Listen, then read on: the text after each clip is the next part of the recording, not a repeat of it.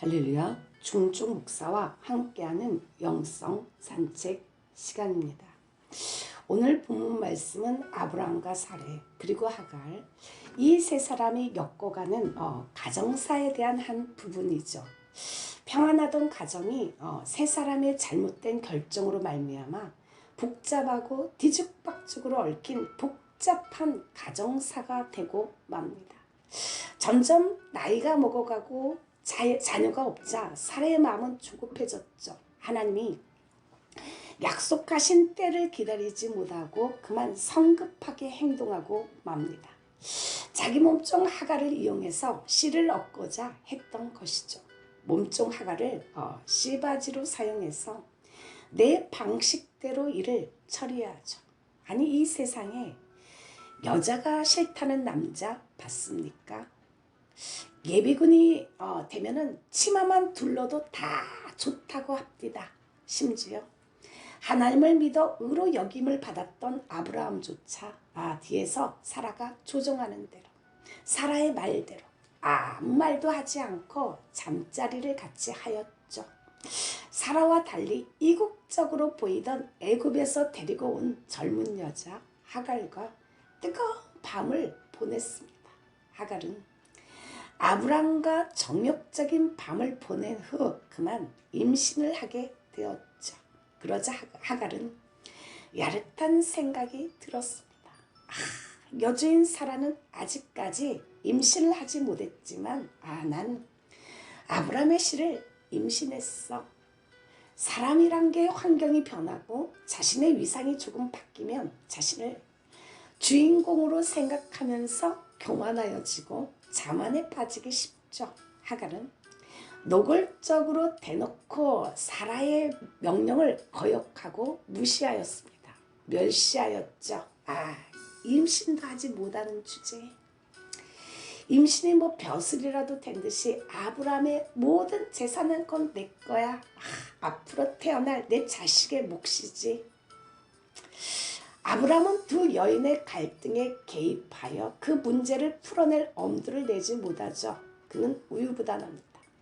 상처 입은 사레가 하갈에 대해서 계속해서 불평을 터뜨리자 난감해진 아브라함은 임신한 하갈의 입장을 대변하지도 못하죠. 결국은 사레의 등살에 시달리다 못해 그는 당신의 여종이니 당신 마음대로 하구랴 라고 말을 합니다. 사라는 아브라함의 동의와 지지를 얻자 그동안 당했던 멸시를 꼭 참고 있었던 서러움이 단번에 폭발을 하였습니다. 하갈의 머리털을 잡고 지어 흔들며 홍군형을 내면서 학대를 하기 시작한 것이죠. 하갈은 이를 견디지 못하고 도망하여 강야의 술길 샘 곁에 앉았습니다. 7절에 보니 여호와의 사자가 강야의 샘 곁 곧 술길 샘물 곁에서 그를 만나. 술길은 부엘세바에서 애굽으로 내려가는 길목이죠. 하갈이 지금 애굽으로 다시 돌아가려고 하는 것을 볼 수가 있습니다. 애굽은 자기가 태어난 고향이죠. 술길 옆에 샘이 있었습니다. 잠시 쉬고 있을 때 하나님이 보내신 사자가 그곳에서 하갈의 이름을 부르죠. 하갈을 뭐라고 부릅니까? 다 같이 창세기 16장 8절 말씀 큰 소리로 같이 읽습니다. 가로되 사레의 여종 하갈아, 네가 어디서 왔으며 어디로 가느냐? 사레의 여종 하갈아 그럽니다. 그냥 하갈아 이게 아니죠. 하갈은 깜짝 놀랐습니다. 자신을 알아보는 것도 놀랍지만 자기의 정체성을 분명히 알고 있는 것이 더 놀랍죠. 그러면서 그는 네가 어디서 왔으며 어디로 가느냐라고 질문하죠. 참 단순한 문답입니다. 하갈은 어디에서 와서 라는 질문에는 답하고 있지만 어디로 가느냐라는 질문에는 답을 못합니다. 어디로 가야 할지 정처가 없었기 때문이죠. 그러자 여호와의 사자는 말을 합니다. 너의 여주인에게로 돌아가서 그에게 복종하면서 살아라. 이 말이 쉬운 말이 아니죠. 다시 그 지옥 같은 곳으로 들어가서 학대를 당하고 복종하라니. 이게 웬 말인가요? 너무 가혹하고 매정한 명령입니다. 그런데 왜 이런 명령을 내릴까요? 인정머리가 없어서, 아니면 종이라 인간 취급을 안 해서 그럴까요? 그런 게 아니죠. 다 이유가 있습니다. 이런 명령을 내리는 이유는 하갈에게 크신 복을 주시기 위함이죠. 다 같이 창세기 16장 10절 말씀을 큰 소리로 읽습니다. 여호와의 사자가 또 그에게 이르되 내가 네 자손으로 크게 번성하여 그 수가 많아 셀 수 없게 하리라. 이 복은 반드시 아브라함과 함께 했을 때 가능한 일이죠. 아브라함에게 돌아가야 하는 이유가 여기 있습니다. 그러니 돌아가야지요. 아무리 학대가 있고 고통이 있는 곳이라도 그곳이 하갈이 있어야 할 곳입니다. 사라에게 돌아간다는 것은 곧 아브라함에게 돌아간다는 것이죠. 하갈은 여러 측면에서 최초의 여자입니다. 성경에 기록된 여인들 중에 처음으로 여호와의 사자가 이름을 불러준 여인이죠. 하나님의 축복을 약속받은 최초의 first 여인입니다. 태어날 아들에 대해서 하나님의 신탁을 받은 최초의 여인입니다. 그러나 하나님의 약속이 실현되기 위해서는 하갈은 사라에게 돌아가 종으로서의 삶을 다시 시작해야 했죠. 돌아가면 다시 사라의 학대가 시작될 것은 뻔한 사실입니다만, 그러나 그 고통스러움에도 불구하고 돌아가야만 하는 것이죠. 이 시간에 찬양 그 길고 긴 방황의 늪을 지나 한 곡 올려드립니다.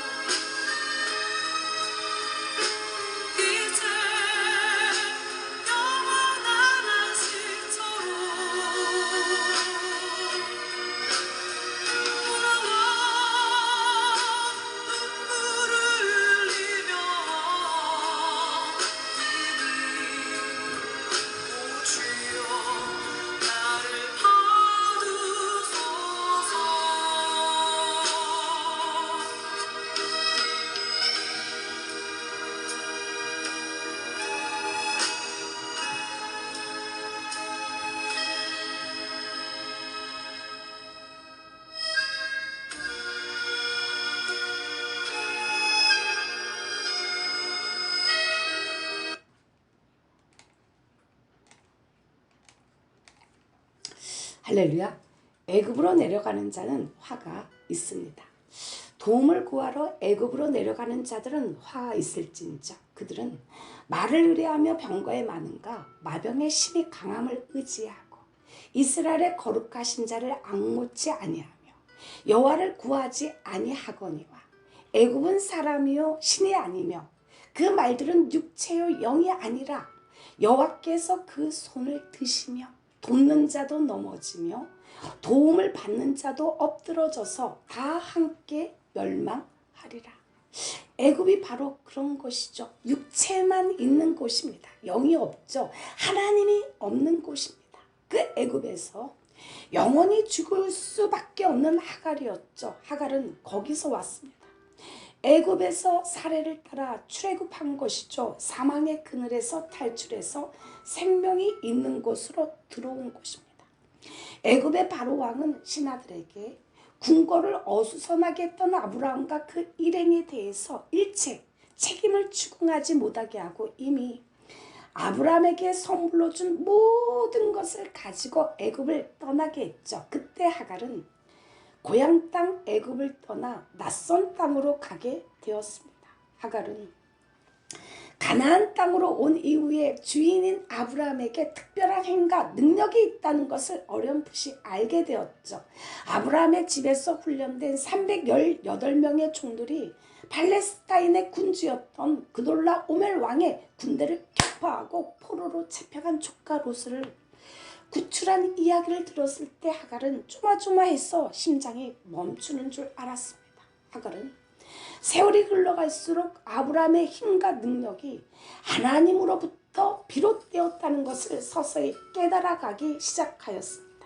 아브라함의 구별된 삶을 통해서 하나님을 느꼈던 하갈은 드디어 바로 오늘 통곡의 자리에서 아브라함이 만났던 하나님을 하갈 자신도 직접 경험하게 되죠. 하갈은 자신이 임신하는 순간 세상을 얻은 듯 기뻐하며 여주인 사레와 힘 겨루기를 하며 방자하게 날뛰었죠. 그러나 그것도 잠시 상황에 불리해졌습니다. 사레가 아브라함의 지지를 등에 업은 것이죠. 정실 부인이잖아요. 사라의 학대는 점점 심해져 갔습니다.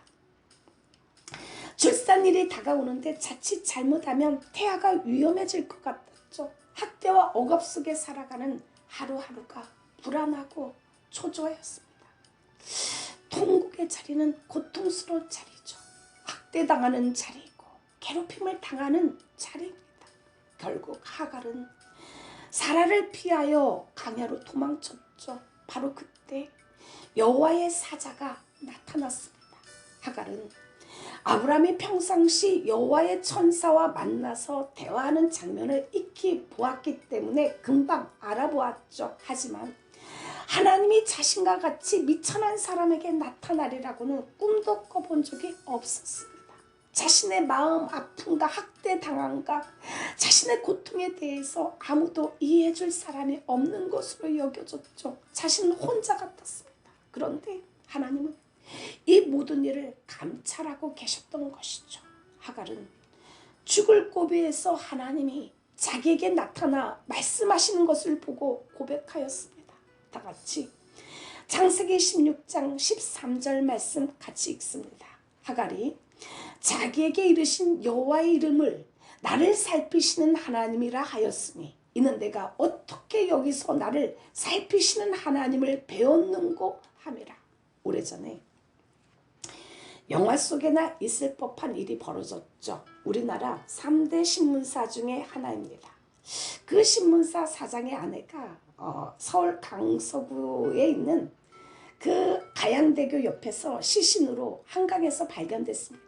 그 당시 그 신문사 사장의 장모이자 시신이 발견된 그 딸의 엄마는 이러한 편지를 남겼죠. 여보게, 자네와 우리 집과의 인연은 악연으로 끝났네 라는 담담한 문장으로 시작한 이 편지에는 도무지 믿기 어려운 내용들이 담겨 있었죠. 자식들을 시켜 자기 집 지하실에 설치한 사설 감옥에서 잔인하게 몇 달을 고문하다가 가정을 지키며 나가지 않겠다고 발버둥 치는 내 딸을 4명의 아이들과 사설 앰뷸런스 파견 직원들을 시켜서 벗겨진 채로 내 딸이 온몸이 피멍투성이 상처투성이가 된 채로 맨발로 꽁꽁 묶여서 정신병원으로 보내지다가 내 집에 내동댕이 친 뒤 딸은 결국 그 고통을 이기지 못해 죽음에 내몰렸다는 그러한 편지였죠. 돈 때문에 남편과 자녀들로부터 지속적인 폭력과 학대를 받다가 극단적인 선택을 하였고, 이 같은 내용은 딸이 죽어가면서 마지막에 남긴 유서였죠. 혹시라도 있을 유서 조작을 미연에 방지하기 위해서 같은 유서를 친인척들에게 여러 장 맡겼습니다. 아내의 갑작스런 자살로 인해 장모의 폭로 편지, 장모와 처형의 고소, 그리고 자식들의 맞고소까지 보통 사람들이라면 평생에 걸쳐서 겪지 못할 일들을 그놈의 돈 때문에 연이어 겪었죠.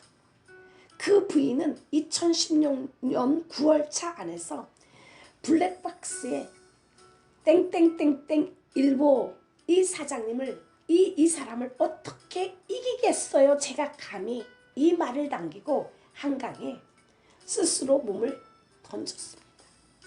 몇 분 동안이나 구조 요청을 했지만 도움을 받을 수 없었던 여성들의 비명소리가 환청처럼 들려옵니다.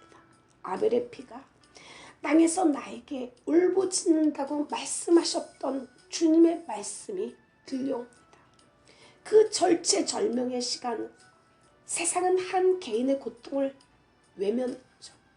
중학생 하나가 친구의 괴롭힘에 시달리다가 세상을 등졌습니다. 뒤에서 연필로 자꾸 찌르고 때리고 왕따를 시키고 부하처럼 거느리려고 했기 때문에 그는 공포와 아울러 굴욕감을 느꼈죠. 상처 입은 자존감을 도무지 회복할 방법이 없자 그 학생은 극단적인 선택을 하고 말았습니다.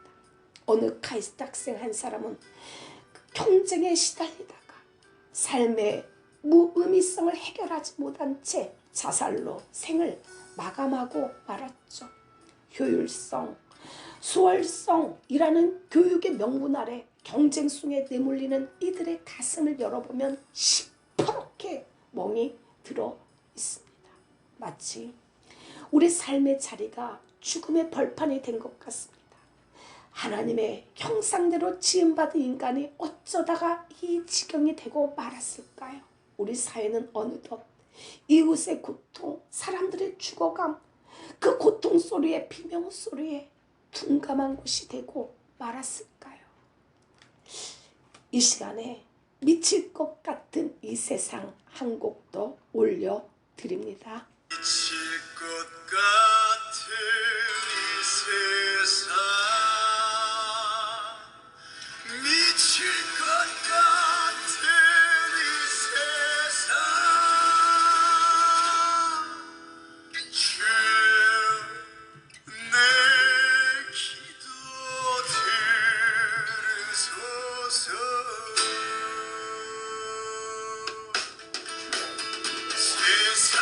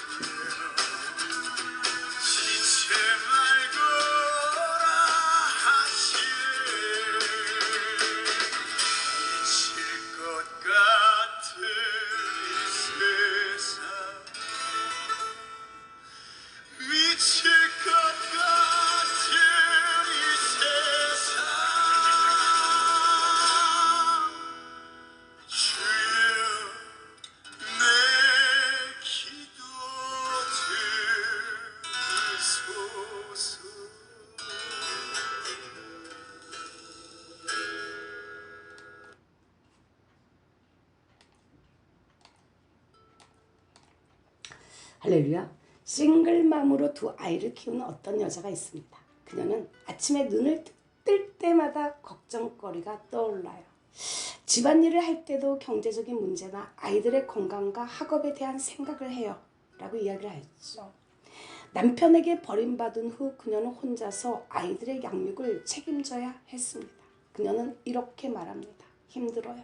하지만 하나님께서 나와 내 가족을 살피시는 것을 알고 있어요.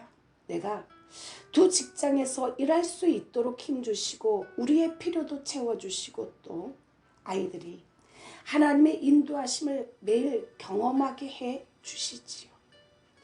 우리가 살아가면서 잘 살고 높은 자리에 있으며 형통하고 복된 생활을 누리면 많은 사람들이 찾아와서 축하도 해주고 반갑게도 대해주지만 일단 사업이 실패하거나 어떤 어려운 일을 만나게 되어 공경에 처하게 되면 사람들의 발길이 뚝 끊어지게 됩니다. 자녀도 부부도 아무리 친한 사이라도 그렇게 멀어지죠. 당신도 하갈처럼 길을 잃고 외로움 속에서 고된 여정을 지나고 있을지 모릅니다. 하지만 하나님은 황무지 속에서도 우리를 살피신다는 것을, 감찰하신다는 것을 기억하고 꼭 주님을 만나실 수 있기를 축복합니다. 하갈은 강야의 샘물 곁 곧 술길 옆에 있는 샘에서 여호와의 사자를 만났습니다. 저는 이 장면에서 이러한 모습들이 연상이 돼요. 강야에서 세상에서 살해와의 일로, 학대당하는 일로, 억압당하는 일로 술집에 들어가서 한 잔을 하지 마시고 술길 옆에 있는 샘, 즉 성전으로 달려가셔서 당신의 마음을 하나님께 쏟아 부으십시오. 당신 역시 감찰하시는 하나님을 만나게 될 것입니다.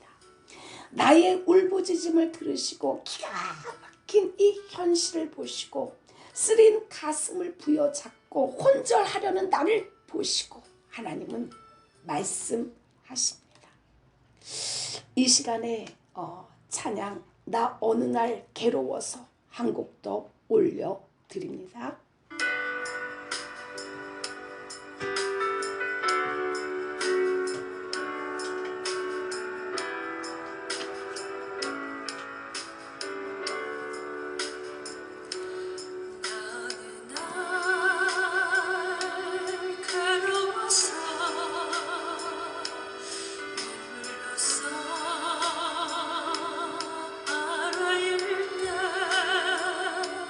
주님께서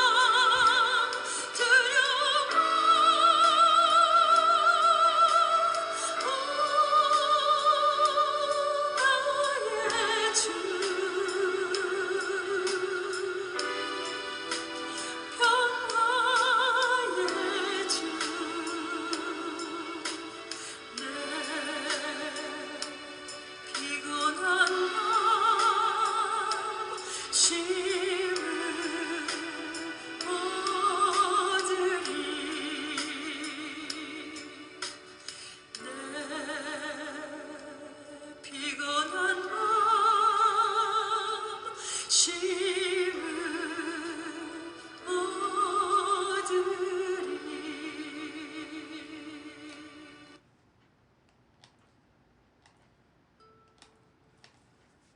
할렐루야. 당신은 이삭과 이스마엘이란 이름 중에 어떠한 이름이 더 좋습니까? 사실 이스마엘이라는 단어가 얼마나 좋은 뜻인지 모릅니다. 이삭 목사님만 있는 것이 아니라 이스마엘 선교사님도 있지 않습니까? 아브라함에게 주셨던 것과 동일한 약속이 하갈에게 주어지고 있죠. 게다가 하나님의 사자는 태어날 아이의 이름을 이스마엘이라고 하라고 하죠. 그 이름은 하나님께서 들으셨다라는 뜻이죠. 하갈의 고통을 보고 들으신 하나님께서 그래, 내가 너의 고통을 들었다라고 하셨죠. 다 같이 창세기 16장 10절 말씀 다 같이 읽습니다. 여호와의 사자가 또 그에게 이르시되 네가 임신하였은즉 아들을 낳으리니 그 이름을 이스마엘이라 하라. 이는 여호와께서 내 고통을 들으셨음이라. 하나님에 대한 새로운 이해의 지평이 열리는 순간이죠. 우리가 믿는 하나님은 고통받는 이들이 부르짖는 소리를 들으시는 분이십니다. 들으신다는 것은 그 일에 개입하여 그들의 한을 신원하여 주신다는 말이죠. 천사의 말은 계속됩니다. 너의 아들은 들나귀처럼 될 것이다. 그는 모든 사람과 싸울 것이다. 그는 자기의 모든 친족과 대결하며 살아가게 될 것이다. 12절 말씀 같이 읽어볼까요? 그가 사람 중에 들나귀같이 내리니 그의 손이 모든 사람을 치겠고 모든 사람의 손이 그를 칠지며 그가 모든 형제와 대항해서 살리라 하니라. 이게 위로의 말, 격려의 말인가요?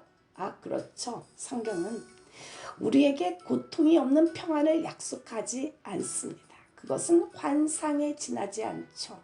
시간 여행자인 인간에게 불안은 실존의 조건이죠.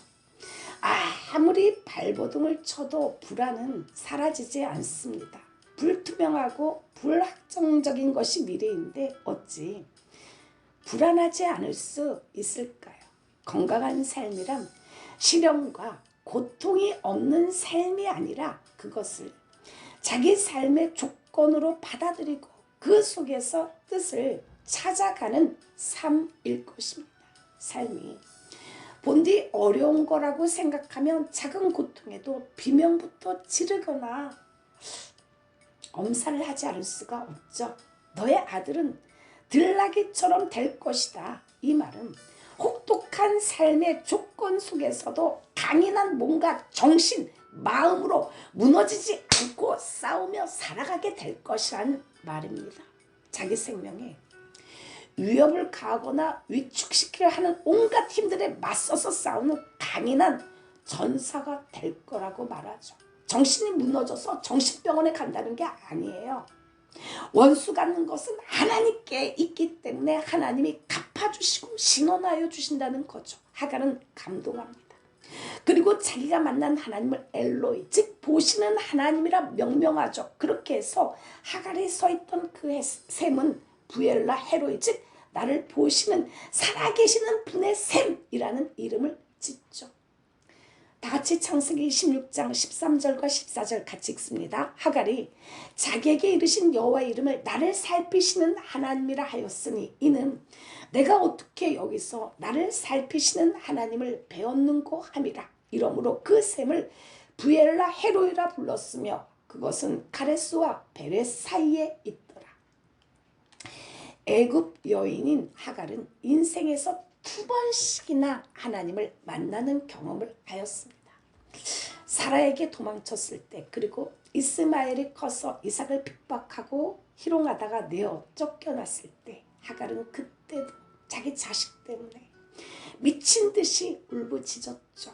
하나님은 하갈의 눈을 밝히 보게 하셔서 샘물을 보게 하셨습니다. 그러자 하갈은 정신을 차리고 얼른 샘물에 가서 물을 가득히 채워서 이스마엘에게 마시게 했죠. 하나님은 약속을 지키셨습니다. 하나님은 이스마엘과 함께 계셔서 이스마엘을 장성하게 하셨고 활 쏘는 자가 되게 하셨죠. 한편 하갈은 애굽 땅에서 아리따운 한 여인을 데리고 와서 이스마엘의 아내가 되게 하였습니다. 이렇게 하갈은 어쩔 수 없는 운명의 소용돌이 속에서 여호와 하나님을 만났고 이스마엘이 아내를 맞이하는 장면을 끝으로 성경과 역사에서 사라졌습니다.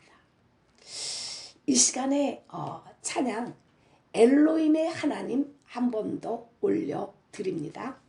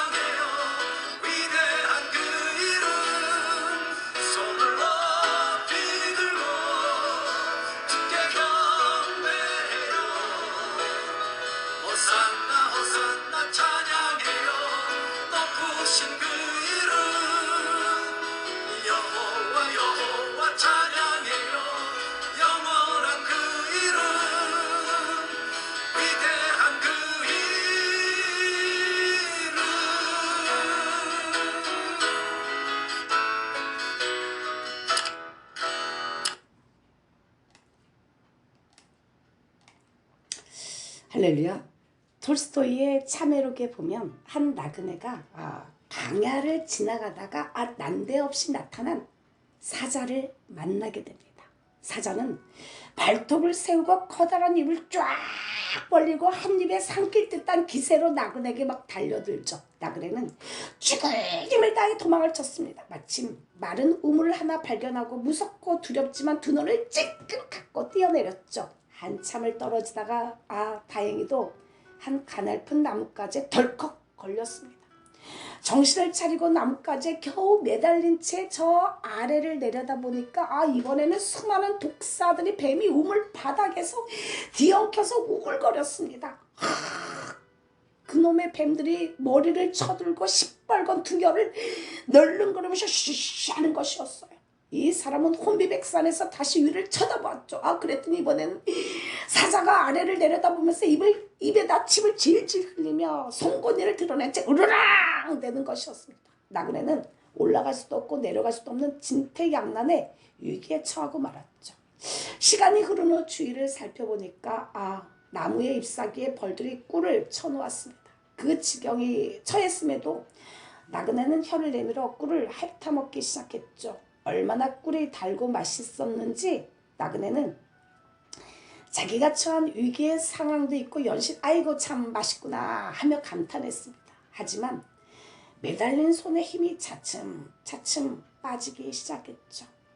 그러자 이번에는 무슨 싸각싸각 하는 소리가 들렸습니다. 가만히 보니까 우물벽의 돌담 사이로 검은지와 흰지가 교대로 연신 드나들면서 나그네가 의지하고 매달려 있는 가냘픈 나뭇가지에 밑동을 갉아먹는 것이었죠. 참으로 기가 막힌 운명에 처한 것입니다. 여기서 검은지와 흰지는 무엇을 말할까요? 그것은 우리가 사는 밤과 낮인 시간을 의미합니다. 그러니까 인생이란 한정된 연수의 밤과 낮, 검은지 흰지가 드나들듯 시간이 다 지나가 버리면 마침내 매달렸던 가지는 부러지고 인생은 끝이 난다는 것이죠. 이 기가 막힌 사연이 인생의 현 주소입니다. 바로 이번 주에 황숙녀 강주사님께서 17년간 선교하던 교회의 담임 목사님이 소천하셨습니다.